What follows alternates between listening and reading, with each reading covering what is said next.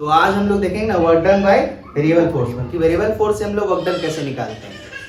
तो ध्यान से देखो हम क्या बोल रहे हैं। हम दोनों चीज बताएंगे। वर्क डन का फॉर्मूला था अपने पास W is equal to F dot R. हम आर लिखे हैं इसीलिए आर लिखे हैं। इस सिचुएशन में क्या था, सपोज करो कि हम मान लेते हैं कि एक हॉरिजॉन्टल सरफेस है जिसपे एक ब्लॉक रखा हुआ है जिसका मास m है और इस पे फोर्स जो है सपोज ऐसे लग रहा है, इस डायरेक्शन में लग रहा है F, ठीक है, और डिस्प्लेसमेंट इस डायरेक्शन में हो रहा है, ठीक है, और ये डिस्प्लेसमेंट हम बोल देते हैं क्या, डिस्प्लेसमेंट R है। ये डिस्प्लेसमेंट है और ये फोर्स है और ये डिस्प्लेसमेंट और फोर्स के बीच का क्या है, एंगल है थीटा। तो ये क्या हो जाता था, A dot B, dot product को डिफाइन किया जाता है ए का मैग्नीट्यूड बी का magnitude into cosine of theta. यानी कहने का मतलब क्या, ये हो गया एफ, ये हो गया आर और ये हो गया कोसाइन ऑफ थीटा। यहां पर इस केस में क्या है कि वर्क डन बाय, इस केस में क्या है कि फोर्स कांस्टेंट है। फोर्स क्या है, कांस्टेंट है। इस पूरे ड्यूरेशन में जब ब्लॉक इस पोजीशन से, सपोज तो इस पोजीशन को हम ए बोले और इस पोजीशन को अगर बी बोले हम, तो इस पूरे ड्यूरेशन में जब ब्लॉक इस फोर्स के प्रेजेंस में जब ये मूव कर रहा है position A to position B, तो during the whole journey from position A to position B the magnitude as well as the direction of the force is not changing. It means overall force is constant. So for the whole displacement force is constant. So then we use this formula कि W is equal to work done by constant force is given by dot product of force and displacement, and dot product between two vectors is always defined as F R cosine theta, where theta is angle between force and displacement. Force और displacement के बीच का angle है और angle हम लोग हमेशा क्या होता है, टिल्टेड कॉम्बिनेशन से निकालते हैं। जैसे फोर्स इस डायरेक्शन में है, ठीक है, और डिस्प्लेसमेंट इस डायरेक्शन में है, तो ये कॉम्बिनेशन जो है ये टिल्टेड कॉम्बिनेशन है और ये कॉम्बिनेशन ही दो वेक्टर के बीच के एंगल को डिफाइन करता है, ठीक है।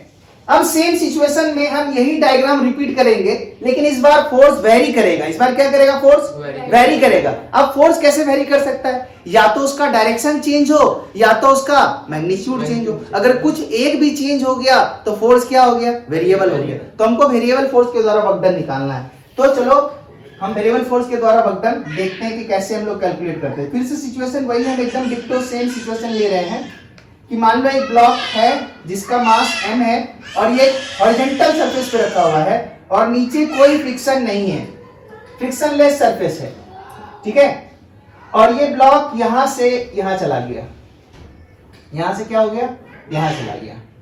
ये पोजीशन A था, ये पोजीशन B था, ठीक है। ब्लॉक इस पोजीशन से इस पोजीशन तक जाता है। कैसे जाता है, तो इसमें फोर्स लगता है सर, तो फोर्स का हम डायरेक्शन दिखा दिए, ये फोर्स F, और इस बार फोर्स हम बोले इस फोर्स का वैल्यू है F1। इस फोर्स का वैल्यू क्या है, F1। और जब पोजीशन B पे पहुंच रहा है तो फोर्स का वैल्यू चेंज हो जा रहा है। क्या हो जा रहा है, वो हम मान लेते हैं कि चेंज हो जा रहा है, उसको हम मान लेते हैं कि वो फोर्स क्या हो जा रहा है, F2 हो जा रहा है। यानी पोजीशन A पे फोर्स का वैल्यू F1 था और पोजीशन B पर फोर्स का वैल्यू क्या हो गया, F2 हो गया। यानी इन बिटवीन इसके पोजीशन में डिस्प्लेसमेंट वही है बाबू, डिस्प्लेसमेंट वही है।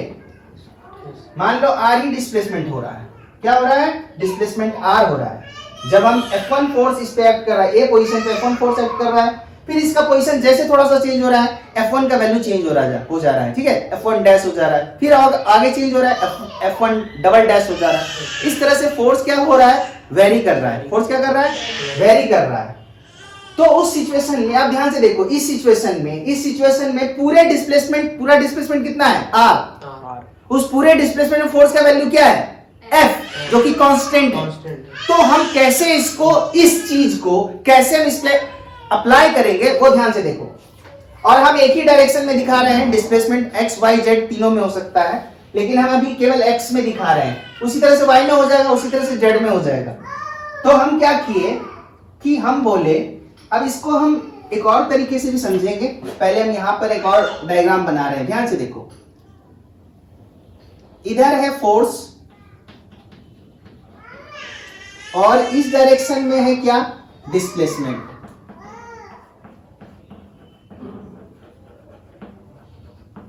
ठीक है, और फोर्स क्या हो रहा है, F1 से F2 वेरी कर रहा है। सपोज करो ये पोजीशन A है, जब ब्लॉक यहां पर था, इधर डिस्प्लेसमेंट है जब उसका पोजीशन A वाला था, और ये पोजीशन हम मान लेते हैं ये वाला पोजीशन B है।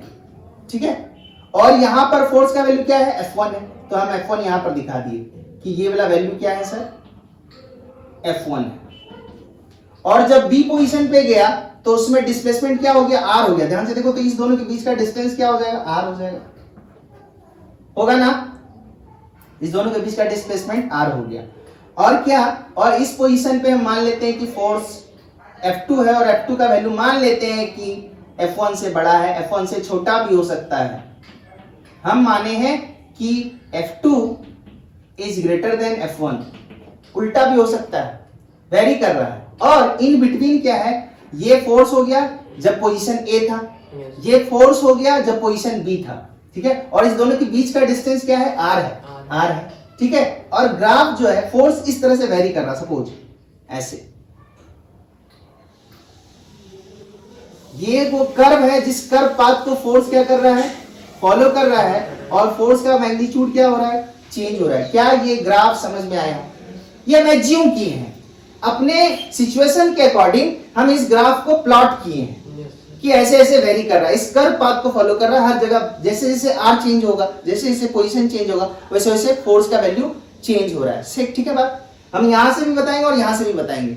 यहां वाला सिचुएशन हम यहां बता दिए, क्लियर है। अब आगे बढ़ते हैं। तो अब हम क्या करते हैं यहां पर कि एक इंटरमीडिएट पोजीशन लेते हैं। ध्यान से सुनना, पूरे फिजिक्स में, ऑल ओवर फिजिक्स में ये फोर्स क्या था, कांस्टेंट था, यानी यूनिफॉर्म था। यानी जब जब जो भी एक्सप्रेशन यूनिफॉर्म के लिए वैलिड है उसको नॉन यूनिफॉर्म में लगाने के लिए यही कंसेप्ट हमेशा यूज करेंगे। पूरे फिजिक्स में जब जब नॉन यूनिफॉर्म आएगा तो यूनिफॉर्म जैसा होता था उसी का थोड़ा सा इंप्लीमेंटेशन करके हम लोग नॉन यूनिफॉर्म में उसको क्या करते हैं, अप्लाई करते हैं। बस में अब देखना कैसे अप्लाई करते हैं, बहुत आसान है, लेकिन इस बात को तुम लोग हमेशा फोकस करते रहना। इस पूरे डिस्प्लेसमेंट R में F क्या है, कांस्टेंट है। तो हम क्या करते हैं, क्योंकि इसका पोजीशन चेंज हो रहा है और पोजीशन चेंज होने के साथ साथ फोर्स का वैल्यू भी चेंज हो रहा है, मैग्नीट्यूड वाइज चेंज हो रहा है। हम डायरेक्शन वाइज का नहीं बात कर रहे हैं, डायरेक्शन वही है, मैग्नीट्यूड चेंज हो रहा है, F1 से F2 हो जा रहा है। तो हम क्या सोचे कि कैसे निकाले, तब तो सोचे कि ये वाला फॉर्मूला तो लगा नहीं सकते हैं क्योंकि पूरा डिस्प्लेसमेंट R है और पूरे डिस्प्लेसमेंट में फोर्स कांस्टेंट है नहीं, हर जगह अलग अलग है, तो ये वाला लगेगा नहीं। लेकिन लगाएंगे इसी को थोड़ा सा इंप्लीमेंट करके। क्या चेंज करेंगे, क्या मैनिपुलेशन करेंगे, अब ध्यान से देखो। हम क्या किए कि हम एक इंटरमीडिएट पोजीशन लिए। अरे कभी तो ब्लॉक अगर A से B जा रहा है तो कभी तो हम मान लिए C क्या है, इंटरमीडिएट पोजीशन है।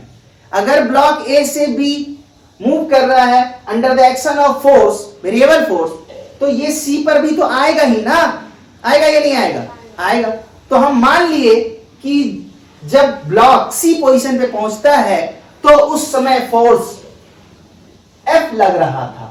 क्या लग रहा था, F। जब ब्लॉक C पोजीशन पे पहुंचा तो हमने एज्यूम किया the magnitude of force is F and the distance from this position, distance from this position of this block is X, is what, X is what, X। क्या मेरा बात समझ में आया? yes, sir। मान लो हम यहां तक x मानते हैं, जहां से x मानेंगे वहां से ही हम लोग dx भी लेंगे। मतलब dx मतलब x मतलब इससे डिस्टेंस हो गया, आप समझना। yes, x होता है, उसके बाद एक उसमें टर्म कहता है डेल्टा x। डेल्टा x का मतलब बड़ा चेंज, dx का मतलब बहुत छोटा चेंज। ठीक है, अब ध्यान से सुनो। हम ये सब क्या किए, एज्यूम किए कि ब्लॉक जब पोजीशन C पे पहुंचा उस समय ब्लॉक A पोजीशन से इस ब्लॉक का दूरी कितना था, x। यानी जब दूरी x था उस समय फोर्स का वैल्यू हमने क्या मान लिया, F।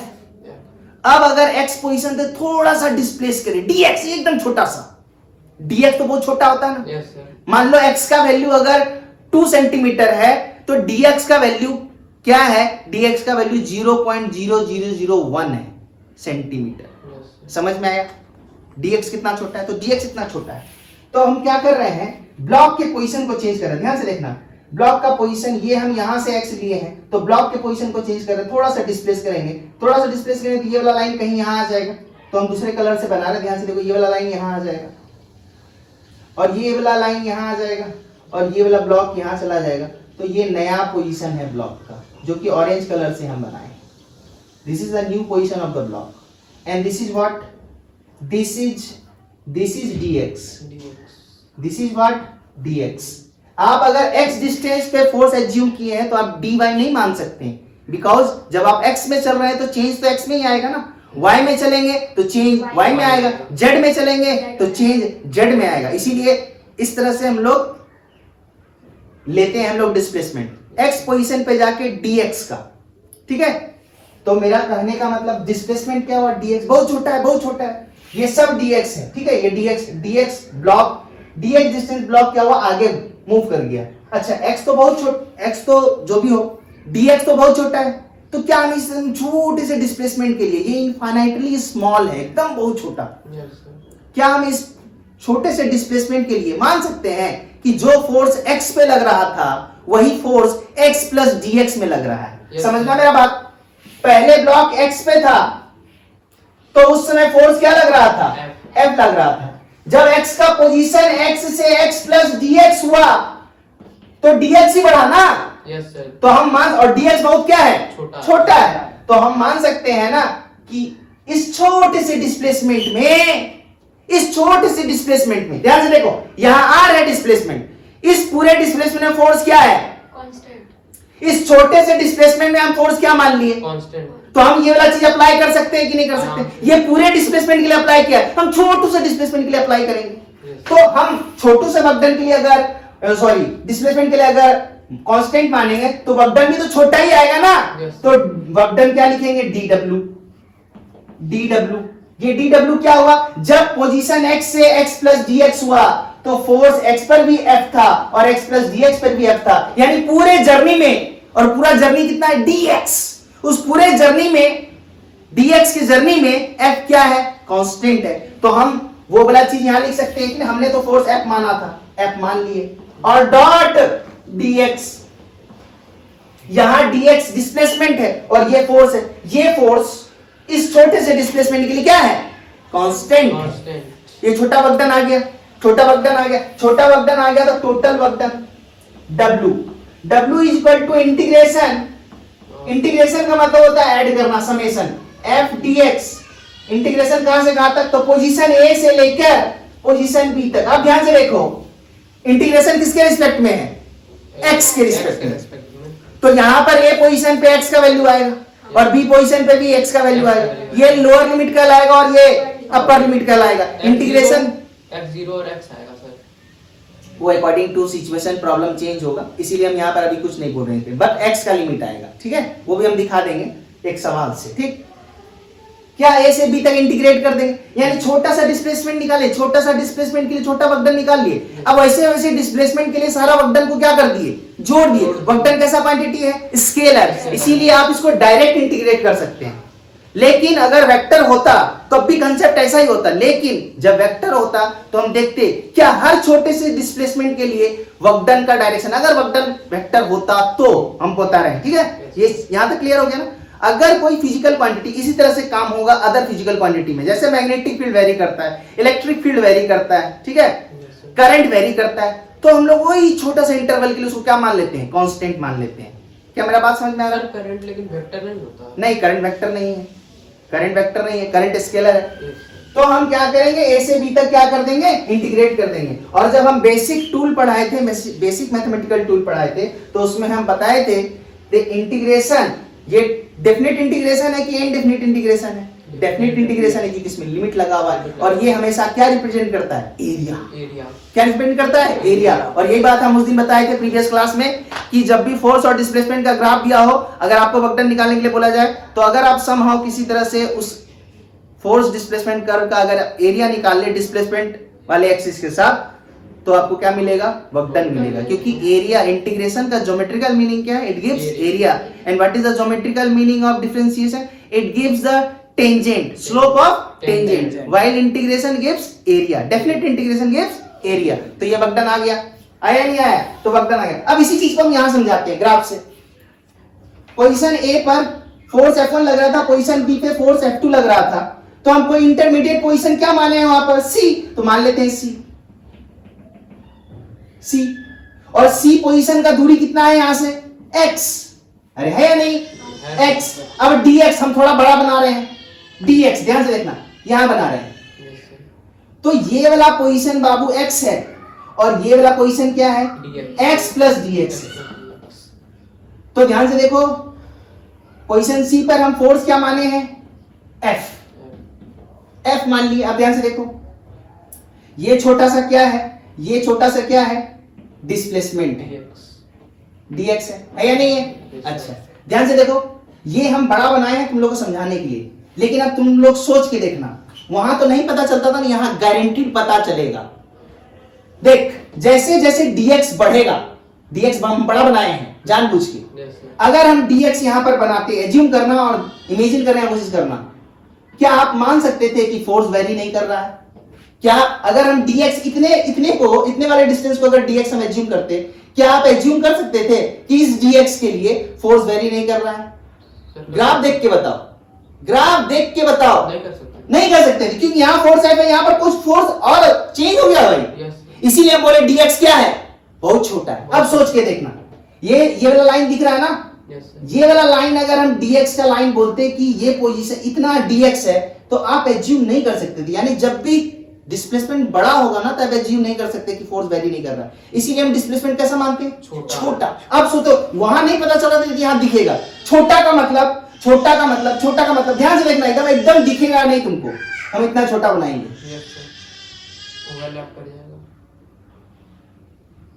क्या इस दोनों के बीच का डिस्टेंस dx है? यस सर है, लेकिन हम उसको एनलार्ज व्यू में इतना बनाए हैं ताकि आपको समझ में आए। अब सोच के देखो इस लाइन को, ये लाइन अगर आगे बढ़े तो फोर्स कांस्टेंट नहीं मान सकते हैं। ये लाइन अगर इसके क्लोज आए तो फोर्स कांस्टेंट। ध्यान से देखो, ये येलो वाला लाइन और ऑरेंज वाला लाइन, क्या डिस्टेंस दोनों का बहुत कम है? दोनों के बीच का गैप बहुत कम है। गैप बहुत कम है तो ध्यान से देखो फोर्स का वेरिएशन। ध्यान से देखो, ये वाला येलो वाला लाइन आएगा या नहीं आएगा? तो क्या लगभग फोर्स सेम नहीं है? इसीलिए हम लोग एज्यूम कर लेते हैं। ये बात तो तय है कि फोर्स वेरी कर रहा है, तो 1 इंची भी अगर घसक गया ना तो फोर्स चेंज हो जाएगा। लेकिन फिजिक्स क्या है? बहुत सारे एजम्पशन पे चलता है।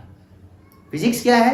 एजम्पशन पे बेस्ड है। इंजीनियरिंग क्या है? नंबर ऑफ एजम्पशन पे बेस्ड है कि कितना आप एप्रोप्रिएट एजम्पशन एज्यूम कर सकते हैं। जब आप एजम्पशन एज्यूम करते हैं तो आपका एजम्पशन एप्रोप्रिएट होना चाहिए। तो इस पोजीशन पे जब dx हम इतना छोटा मानेंगे, तो मेरा जो हम फोर्स को बोल रहे हैं कि फोर्स चेंज नहीं कर रहा, तो मेरा एजम्पशन क्या होगा? लगभग क्या होगा? सही होगा। बात समझ में आ रहा है? इसीलिए हम डिस्प्लेसमेंट, छोटे से डिस्प्लेसमेंट क्या करते हैं? वर्क डन निकालते हैं। क्या बात समझ में आया कि क्यों dx छोटा लेते हैं? वहां नहीं दिख रहा था ना, वहां नहीं दिख रहा था ना, यहां दिख रहा है। समझ में आया मेरा बात? तो अब हम ये येलो वाला मिटा रहे हैं ताकि अब हम तुमको दूसरा चीज बता सकें, और ये ग्रीन वाला भी, क्योंकि हम dx का बात किए, हम समझाएं कि कैसे तुम क्यों फोर्स को कांस्टेंट मानते हैं छोटे से डिस्प्लेसमेंट के लिए। ठीक है, तो ध्यान से देखो, ये वही वाला है। ये वाला लाइन जो है, यहां पर जो ये वाला लाइन है और ये वाला लाइन, ये हम बड़ा दिखाए हैं। इस दोनों के बीच गैप इतना दिखाए, इतना गैप है नहीं, इतना गैप है नहीं, गैप बहुत कम है। लेकिन और यानी कहने के बाद यहां पर वैल्यू f है फोर्स का, तो यहां पर भी वैल्यू क्या है? f ही है। यहां पर भी f ही। अगर यहां f यहां f, तो एक तरह का रेक्टेंगल नहीं बन गया? तो इसका एरिया क्या होगा? ध्यान से देख, इसका एरिया इंटीग्रेशन करके निकालेंगे। नहीं, इसका एरिया सिंपल क्या, अगर इसको तुम बहुत क्लोज मानो तो तुमको जो डायग्राम आएगा, क्या वो लगभग रेक्टेंगल नहीं आएगा? आएगा सर, लगभग रेक्टेंगल नहीं आएगा, आएगा ही नहीं आएगा। और रेक्टेंगल का एरिया क्या होता है? Length into breadth. तो ध्यान से देखो, लेंथ कितना है? f, ब्रेथ कितना है? dx। तो this Chhotu area dA, a मतलब एरिया और dA मतलब छोटा एरिया, वो क्या मिल रहा है तुमको? f dx,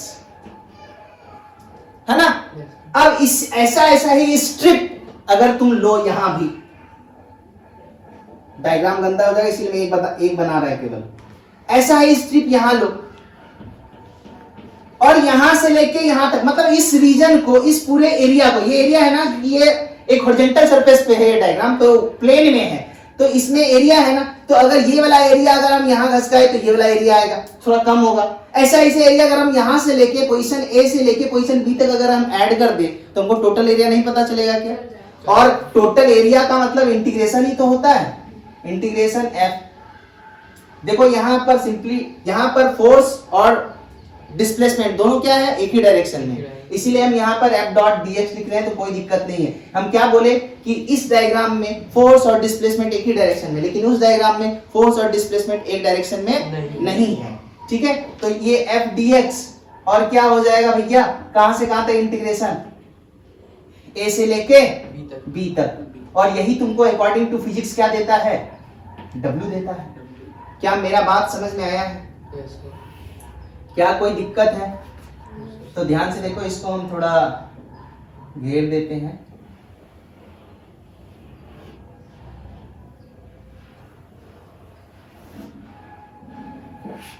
ये था, ध्यान से देखो एकदम एक ही बार में सारा representation. Constant F dot are, not constant मान लिए किसी इंटरमीडिएट पोजीशन पे एफ, और छोटा सा डिस्प्लेसमेंट के लिए मान लिए कि force constant, then F dot R is written as F dot D X, then we will integrate from position A to position B and we will get total work done by variable force। और इसको हम graph से भी तुमको समझाए, है ना, graph से ज्यादा समझ में आया होगा, ठीक है। पूरे और बता दे थर्मोडायनेमिक्स, हीट और थर्मोडायनेमिक्स, हम जहां जहां ग्राफ का बात करेंगे, जैसे काइनेमेटिक्स में हम बहुत बार ग्राफ का बात किए, वर्क डन में ग्राफ का बात किए, ठीक है। जहां जहां ग्राफ आएगा तुमको दिमाग में ये रखना है, इंटीग्रेशन मींस एरिया और dy by dx मतलब differentiation means slope of tangent, not only tangent, slope of tangent. अब बताओ क्या इसमें कहीं कोई डाउट है? इस पूरे डिस्कशन में कहीं कोई डाउट है? नहीं है। तो हम क्या बोले कि ये यूनिवर्सल कॉन्सेप्ट है। कोई भी फिजिकल क्वांटिटी अगर यूनिफॉर्म चीज के लिए हम लोग पढ़ते हैं, कोई भी फिजिकल क्वांटिटी यूनिफॉर्म हो, यूनिफॉर्म के लिए अगर हम लोग पढ़ते हैं तो नॉन यूनिफॉर्म के लिए हम लोग इसी तरह से अप्लाई करते हैं। एक एग्जांपल देते हैं, पूरे फिजिक्स में ये वाला फंडा आता ही आता है। और होता क्या है कि अगर इस पे तुम्हारा पकड़ बन गया मतलब आज पढ़ा दी तो पकड़ बन जाना चाहिए, क्योंकि हम इसके बारे में डिस्कस कर रहे हैं। अब देखो हम क्या बताते हैं, ये तुमको पता नहीं है लेकिन हम तुमको दिखा रहे हैं। एक टर्म है जिसको बोला जाता है फ्लक्स, इलेक्ट्रिक फ्लक्स, उसको इस तरह से डिनोट किया जाता है, इज इक्वल टू होता है ई डॉट ए, जहां पर ई इलेक्ट्रिक फील्ड है, ई क्या है, इलेक्ट्रिक फील्ड है, और ए क्या है, एरिया है, और ये क्या है, ये फ्लक्स है। कैसा फ्लक्स है, इलेक्ट्रिक फ्लक्स है। इलेक्ट्रिक फ्लक्स सर उसको फाई बोलते हैं ना? हाँ फाई बोलते हैं, बहुत अच्छा। Phi is equal to dot product of electric field and area, ये फ्लक्स देता है। अब तुमको ये नहीं आता है, लेकिन मान लो कि हम दिखाना चाह रहे हैं कि ये फॉर्मूला जिस तरह से W is equal to F dot R is valid for constant force, for the whole displacement R force is constant. Similarly, E dot A is what, area. So for the entire area, electric field is uniform. Electric field is uniform or constant. Electric field also a vector quantity. That's why either in terms of magnitude or in terms of direction, अगर एक भी कुछ change हुआ तो electric field क्या हो जाएगा, change हो जाएगा। अभी अगर हम कांस्टेंट बोल रहे हैं इसका मतलब ना मैग्नीट्यूड चेंज हो रहा है ना डायरेक्शन चेंज हो रहा है, और ये पूरा एरिया। क्या मेरा बात समझ में आया? हाँ, अब मान लो इलेक्ट्रिक फील्ड नॉन यूनिफॉर्म रहेगा तो फाई के जगह क्या लिखेंगे, कंसेप्ट से बताओ। d5। बहुत अच्छा, गुड, d5। और ई के जगह ई तो ई रहेगा, मतलब हम इंटरमीडिएट पोजीशन पे ई मानेंगे, da। हाँ, और उसके टोटल निकालने के लिए इंटीग्रेशन, खत्म। क्या ये मेरा कंसेप्ट समझ में आया? इसीलिए हम बोल रहे हैं कि ये कंसेप्ट यूनिवर्सल कंसेप्ट है। ग्रेविटेशन पढ़ाएंगे वहां आएगा, बहुत सारे चैप्टर में, हर चैप्टर में आता है भाई, हर चैप्टर में आता है। जो चीज कांस्टेंट के लिए है वो चीज नॉन यूनिफॉर्म के लिए, वेरिएबल के लिए हम लोग छोटा से चीज के लिए अप्लाई करते हैं। अब जैसे यहाँ एरिया का हम छोटे से एरिया पे अप्लाई कर रहे हैं, वहां डिस्प्लेसमेंट था, तो नया चीज आएगा तो नया चीज बस इतना ही ऐड हो रहा है कि आपको फ्लक्स समझना है, लेकिन कंसेप्ट तो वही है। समझ में आया? एक सवाल हम बता रहे हैं, अभी जो फोर्स था वो किसके साथ चेंज कर रहा था? अगर फोर्स अगर चेंज करेगा तो कोई ना कोई होना नहीं चाहिए जिसके रिस्पेक्ट में चेंज करेगा। तो अभी जो हम बताए वो फोर्स किसके रिस्पेक्ट में चेंज कर रहा था, पोजीशन के रिस्पेक्ट में। और पोजीशन किधर हम ले रहे थे, केवल एक्स में, यानी एफ जो था फंक्शन ऑफ एक्स था, फोर्स जो था as a function of X था। ठीक है, तो हम उसी पे एक एग्जांपल दे रहे हैं, सवाल बता रहे हैं तुमको, ध्यान से देखो। हम बोल रहे हैं क्या कि एक ब्लॉक है 2 kg का और इस पे फोर्स लग रहा है F is equal to 2x plus 3 और ये वाला पोजीशन जो है बाबू वो x इक्वल टू 0 है या मान लो 1 है, 1 मीटर, और ये ब्लॉक जो है 2 kg का है और फोर्स का value F is equal to 2x plus 3 है, और ये ब्लॉक जो है x इक्वल टू 1 से x इक्वल टू 4 पे चला जाता है। एक ब्लॉक है, ध्यान से देखो, एक ब्लॉक है जिसका मास 2 kg है और इस पे फोर्स जो है वो F लग रहा है जिसका वैल्यू 2x प्लस 3 दिया हुआ है, यानी x का वैल्यू चेंज होगा, फोर्स चेंज हो जाएगा, यानी फोर्स वेरिएबल है, फोर्स पोजीशन के साथ वेरी कर रहा है, और किस डायरेक्शन के पोजीशन के साथ, तो x वाले के साथ। ठीक है, और हम यहां से ये जो पोजीशन चेंज हुआ है ये value x equal to 1 metre है, ये वाला value x equal to 4 metre है, तो जब पार्टिकल यहां से यहां तक जाएगा तो डिस्प्लेसमेंट कितना होगा, 3 होगा ना, यहां से यहां जब जाएगा तो पार्टिकल का डिस्प्लेसमेंट जो होगा वो क्या होगा, 3 मीटर होगा। और ये भी मेंशन कर दिया है कि ये वाला एंगल जो है वो 30 डिग्री है, क्योंकि फोर्स और डिस्प्लेसमेंट एक डायरेक्शन में नहीं है ना। अब बोल रहा है कि वर्क डन निकालिए, क्या बोल रहा है, वर्क डन निकालिए। तो हम ध्यान से देखो, हम क्या लगाएंगे, अपने को फॉर्मूला पता है कि इंटीग्रेशन होता है f डॉट dx। ध्यान से देखो, अगर तुमको f as a function of x नहीं देके as a function of y देता तो हम लिखते हैं इंटीग्रेशन f डॉट dy, अगर z देता तो लिखते f डॉट dz। बोले सर अगर तीनों दो रहता तो x के साथ भी वेरी करता, y के साथ भी वेरी करता, z के साथ भी वेरी करता, i कैप j कैप में निकालते थे। हाँ, तब i कैप j कैप में निकालते। तो अब ध्यान से देखो, तब कैसे करते, f का मतलब f1 i कैप, मतलब ये x की तरफ वेरी कर रहा है, f1 x की तरफ वेरी कर रहा है, plus f2 j cap plus f3 k cap. जब तीनों डायरेक्शन एक साथ वेरी करेगा तो हम मान रहे हैं कि f1 का वैल्यू किस तरह से वेरी कर रहा होगा, x के साथ, f2 y के साथ वेरी कर रहा है, f3 z के साथ वेरी कर रहा है, इनटू dx के जगह पर क्या लिखते, dr लिखते ना, क्योंकि r पोजीशन वेक्टर है, और अगर आप r पोजीशन वेक्टर को xi plus yj plus zk लिख सकते हैं तो dr को dxi plus dyj plus dzk लिख सकते हैं कि नहीं लिख सकते। तो उस केस में क्या हो जाता, तब ये हो जाता f1, ध्यान से देखो, f1 i cap plus f2 j cap plus f3 k cap का डॉट प्रोडक्ट किसके साथ, dx i cap plus dy j cap plus dz k cap. और जब हम इसका डॉट प्रोडक्ट लेते हैं तो हमको पता है कि सिमिलर वेक्टर का डॉट प्रोडक्ट 1 होता है और डिसिमिलर वेक्टर का डॉट प्रोडक्ट 0 होता है। तो जब हम इसका इसके साथ लेते तो fx dx होता है, यानी f1 dx है ना, और बाकी का 0 हो जाता क्योंकि i का j के साथ 0, i का k के साथ 0, प्लस f2 dy होता प्लस f3 dz होता, और सबको क्या कर देते, इंटीग्रेट करते, क्योंकि ये तो dw आता ना, क्योंकि dw आता और इंटीग्रेट ये dw है ना, और ये क्या हो जाता, w हो जाता। क्या मेरा बात समझ में आया, हाँ? अगर तीनों में वेरी करता तो इस तरह से करते, ये हम पहले भी बता चुके हैं कि f1 i plus f2 j plus f3 k जब हम फर्स्ट डे पढ़ाए थे तो बताए थे, ठीक है। इसीलिए हम यहाँ पर केवल एक ही डायरेक्शन का बात कर रहे हैं और अदर डायरेक्शन का बात नहीं कर रहे हैं, लेकिन ऐसा हो सकता है कि सारे डायरेक्शन में चेंज कर रहा हो फोर्स, तो हम लोग इस तरह से परफॉर्म करेंगे, ठीक है।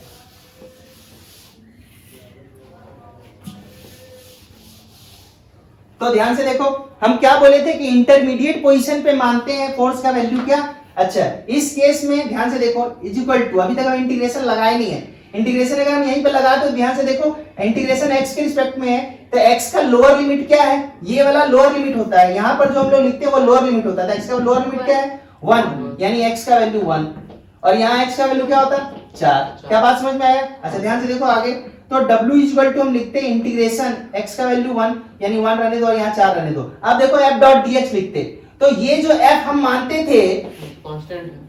नहीं, अभी कांस्टेंट थोड़ी है, अभी तो वेरिएबल है। तो ये जो f मानते थे हम लोग, ये x का वैल्यू 1 है, ये x का वैल्यू 4 है, किसी इंटरमीडिएट पोजीशन पे मानते थे ना। Yes sir. तो वो हम मान लिए फिर से x, तो जब पोजीशन x था, position x equal to x होता, ध्यान से देखो यहां पर अगर पार्टिकल आएगा, यहां पर जब ब्लॉक आएगा तो हम बोल रहे हैं कि यहां पर पोजीशन क्या है, x है। उस समय फोर्स क्या है, तो यही है f is equal to 2x plus 3, है ना। तो f is equal to 2x plus 3, तो ध्यान से देखो फोर्स का वैल्यू लिख दिया 2x प्लस 3। हम फोर्स को x के टर्म में क्यों लिख रहे हैं, क्योंकि इंटीग्रेशन x के रिस्पेक्ट में है। Yes sir. अगर y होता तो y के टर्म में लिखते, z होता तो z के टर्म में लिखते, और डॉट प्रोडक्ट है तो डॉट प्रोडक्ट लगा रहे हैं, इंटू dx इंटू cos 30। देखो cos 30 को तो इंटीग्रेशन से कोई लेना देना नहीं है, बाहर चला जाएगा। ध्यान से देखो cos 30 बाहर चलेगा, cos 30 का वैल्यू होता है √3/2, तो √3/2 बाहर चला गया। इंटीग्रेशन अलग अलग हम परफॉर्म करेंगे, 2x dx plus integration 3dx, और ये lower limit 1 upper limit 4, lower limit 1 upper limit 4, और ये √3/2 सबके साथ मल्टीप्लिकेशन में है। सर लिमिट 1 ही है उसमें। किसमें सर उसमें गलती से 4, ठीक है, ये 4। तो यहाँ पर 2 कांस्टेंट है, और कांस्टेंट बाहर चला जाता है तो बाहर चला जाएगा, तो इज इक्वल टू √3/2, ये तो सबके साथ है, ब्रैकेट स्टार्ट 2 बाहर चला गया। x dx का इंटीग्रेशन होता है x²/2, तो इंटू 1/2 फिर से बाहर चला जाएगा, और यहाँ बच जाएगा x²। अपर लिमिट 4 है और लोअर लिमिट 1 है, प्लस अब ये 3 बाहर चला आएगा क्योंकि 3 कांस्टेंट है, इंटीग्रेशन केवल dx का होगा, और dx का इंटीग्रेशन होता है x, तो ये 3 हो गया, और इंटीग्रेशन क्या हुआ x, तो x का अपर लिमिट 4 है, लोअर लिमिट 1 है, ब्रैकेट बंद कर देंगे, ठीक है। अब इसके बाद हम वैल्यू लिख रहे हैं, देखो ध्यान से, ये 2 कट गया, ये 2 कट गया, तो आया वैल्यू √3/2, ठीक है, ब्रैकेट स्टार्ट। ये x का वैल्यू है 4, यहाँ पे x का वैल्यू 1, तो पहले अपर लिमिट डालते हैं फिर लोअर लिमिट डालते हैं, पहले अपर लिमिट फिर लोअर लिमिट, और लोअर अपर लिमिट का वैल्यू क्या है 4 किसका वैल्यू है, x का वैल्यू है। तो ध्यान से समझना, यहाँ पर बच्चे गलती करते हैं, क्या गलती करते हैं, जहां जहां x दिखे वहां वहां 4 डालना है, x² के जगह पर नहीं 4 डालना है, x के जगह पर 4 डालना है, उस पर जो है वो रहेगा, यानी 4 का स्क्वायर होगा। एकदम क्रिस्टल क्लियर होना चाहिए, 4 का स्क्वायर माइनस 1 का स्क्वायर, ठीक है, फिर plus 3 4 minus 1, upper limit minus lower limit, और ये ब्रैकेट बड़ा वाला, ठीक है। तो ये हो गया तुम्हारा √3/2, ये हो गया 16 में से 1 गया 15, प्लस ये 3 यानी 9, तो कितना हो गया, ये 15 9 24, तो 2 से कट जाएगा 12 बार में, तो आंसर हो गया 12√3, कितना joule. So this is the work done when a variable force F is equal to 2x plus 3 will act on a block of mass 2 kg and block of mass 2 kg is displaced from its position x equal to 1 to x equal to 4 meter, then the work done by variable force is 12√3 joule. क्या मेरा बात समझ में है? अभी copy नहीं करना है, अभी सुनो। अब देखो ग्राफ से बना के दिखाते हैं, इसी सवाल को ग्राफ से बना के दिखाते हैं। इसी सवाल को अगर हम ग्राफ से बना के दिखाएं, ग्राफिकल अप्रोच से अगर बनाना चाहते हैं, तो ध्यान से देखो हम क्या बता रहे हैं। f इज इक्वल टू क्या दिया हुआ था, 2x प्लस 3 दिया हुआ था, नहीं दिया हुआ था, तो हम पहले इसका ग्राफ प्लॉट करना पड़ेगा ना। और अगर आप मैथमेटिक्स के स्टूडेंट हैं तो हम तो एक लाइन में ग्राफ ड्रॉ कर दें। क्या ड्रॉ कर दें या बताएं? देखो हम एक लाइन में ड्रॉ कर रहे हैं। एक होता है, ध्यान से देखो हम बता देते हैं, y is equal to mx plus c is a form of straight line। इसको बोला जाता है स्लोप इंटरसेप्ट फॉर्म। तो ध्यान से देखो y की जगह क्या है, f है, m की जगह पर क्या है, 2 है, और m क्या कहलाता है, m is equal to होता है tan थीटा, और ये कहलाता है स्लोप। ये क्या कहलाता है, slope of line. So this is equal to slope. And what is c? Sir c is y intercept, कि y को कहां पे कट करेगा, y इंटरसेप्ट। यहां तक क्लियर है? तो ध्यान से देखो y की जगह क्या है, f है, यानी y एक्सिस पे हम f को रख दिए, और x की जगह तो x है, तो x एक्सिस में x है ही। अब ध्यान से देखो इसका स्लोप कितना है, 2 है, और यानी कहने का मतलब क्या है कि 2 किसके बराबर होगा, 2 tan थीटा के बराबर होगा। तो बहुत घटिया हो गया ना, इसीलिए इसको हम चेंज कर रहे हैं ताकि हम तुमको एंगल भी बता सके। नहीं, हम नहीं भी करेंगे तो कोई दिक्कत नहीं है, लेकिन हम एग्जैक्ट दिखाना चाह रहे हैं कि कैसे बनाते हैं। थीटा हो जाएगा। तो मान लो कि हम यहाँ पे f का वैल्यू कर देते हैं √3, तो √3 का वैल्यू क्या हो जाएगा, √3 इक्वल टू tan थीटा हो जाएगा। तो थीटा क्या हो जाएगा 60, है ना। This imply theta is equal to what 60। यानी कहने का मतलब जो लाइन है उसका जो स्लोप है वो कितना है 60 है। तो 60 एंगल बनाएगा, ठीक है। अब ध्यान से देखो y इंटरसेप्ट कितना है 3 है, तो मान लो कि यहाँ पर 3 है, यानी कहने का मतलब क्या है, इसका स्लोप पॉजिटिव है या निगेटिव। ध्यान से देखो, इसका स्लोप तो √3 था, पॉजिटिव। अब हम एक ज्ञान का बात तुमको बता रहे हैं कि ये y एक्सिस है और ये x एक्सिस है, जितना भी पॉजिटिव स्लोप होता है सब ऐसा होता है, ठीक है। बोले उसे रटने के लिए बोल रहे, रटने के लिए नहीं बोल रहे हैं, ऐसा होता है, ये दिमाग में होना चाहिए। ऐसा होता है निगेटिव स्लोप, ठीक है। जब तुम लोग मैथमेटिक्स में कोऑर्डिनेट ज्योमेट्री पढ़ोगे तो तुम लोग को बताया जाएगा, हमको पता है इसीलिए हम तुमको डायरेक्ट इन्फॉर्मेशन दे रहे हैं, ठीक है। और अगर तुम लोग पढ़े हुए होगे तो तुमको अच्छा लगेगा, नहीं पढ़े हुए तो लगेगा कि हाँ सर रटने के लिए बोल रहे हैं, ठीक है। तो पॉजिटिव स्लोप है और y एक्सिस, y इंटरसेप्ट का वैल्यू कितना है 3 है, यानी y एक्सिस को 3 पे कट करेगा। तो 3 पे कट करा दो, कट करा दिए 3 पे, 3 पे कट करा दिए। ध्यान से देखना, 3 पे कट करा दिए, बहुत अच्छा, 3 पे कट करा दिए। और ये एंगल कितना होगा 60। और स्लोप जो होता है, ये जो एंगल होता है, ये एंगल हमेशा हम लोग positive direction of x axis के साथ लेते हैं या एंटी क्लॉकवाइज डायरेक्शन वाला एंगल लेते हैं। क्या यहाँ तक बात क्लियर है? अब ध्यान से देखो, उस क्वेश्चन में x का वैल्यू क्या था, कहां से कहां तक वेरी कर रहा था, 1 से लेके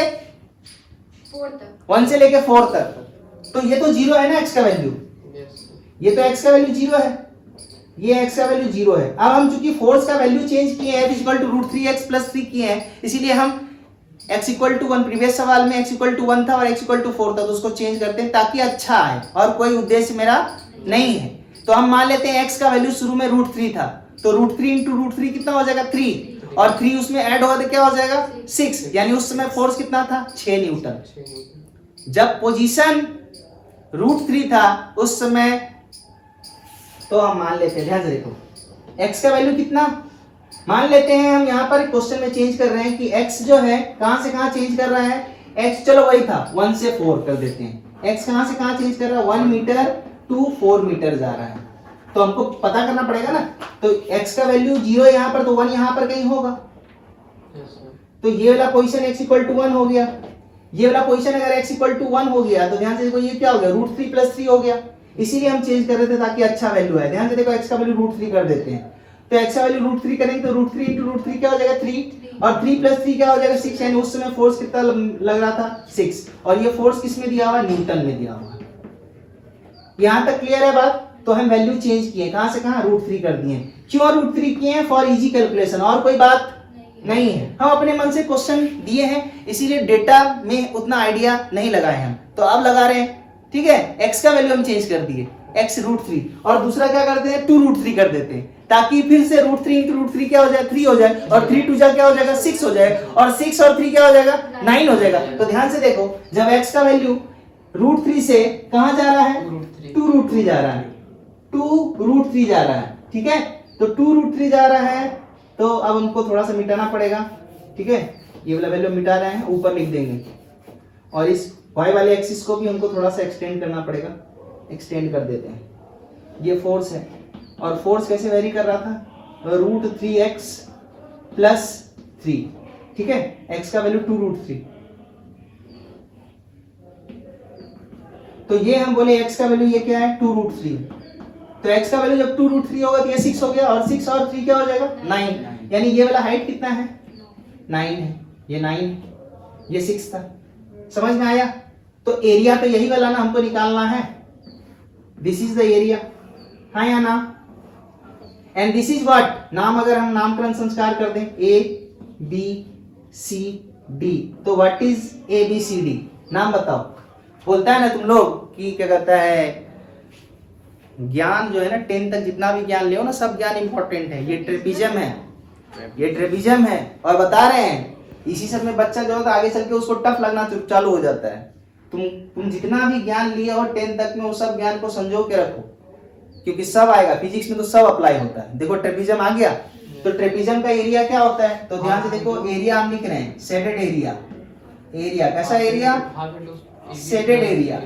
शेडेड एरिया होता है half into sum of parallel side, this is the parallel side AD and BC. AD का वैल्यू कितना है 6, बीसी का वैल्यू कितना है 9, इनटू दोनों के बीच का डिस्टेंस, दोनों के बीच का डिस्टेंस कितना है √3, हो गया ना। दोनों के बीच का डिस्टेंस, दोनों पैरेलल लाइन के बीच का डिस्टेंस जो है वो √3 से 2√3 जाएगा तो √3 होगा। ये 9 से 15 हो गया, 15 और 15 डिवाइडेड बाय से 2 यानी 7.5, यानी 7.5 इनटू √3, इतना जूल क्या है आंसर है। This is the work done. हमने फोर्स का वैल्यू चेंज किया है, इसीलिए यहाँ वर्क डन अलग आ रहा है, प्रीवियस वाला वर्क डन अलग आ रहा था। क्या बात समझ में आया? तो यहाँ पर आप क्या कर लिए, एरिया निकाला है। क्या मेरा बात समझ में आया? एरिया इस तरह से भी बना सकते थे, लेकिन हम एक बात बताना चाहते हैं, ऐसे आप तभी बना सकते हैं जब आपका एरिया नोन हो, क्योंकि आप ये जानते हैं ये ट्रेपीजियम है। ये क्या है? ट्रेपीजियम है। हमको इंटीग्रेशन करने की जरूरत पड़ा? नहीं पड़ा।